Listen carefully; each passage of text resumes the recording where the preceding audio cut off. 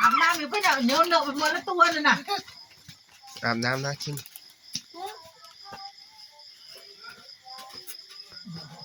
หอมเดียว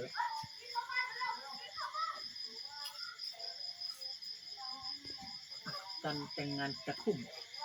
ล้มวัวตัวใหญ่ดมไอหมูตัวใหญ่ตัวใหญ่มากส่วนตาเจยจริงล้มวัวตัวหนึ่งล้มวัวตัวใหญ่มากล้มวัวหนุ่ม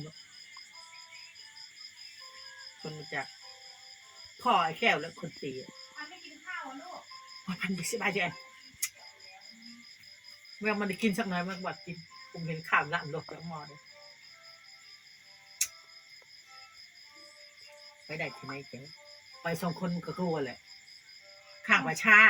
วันไม่ได้ไปหรอวันได้ไปวันไปเมื่อคืนก็ไม่นาน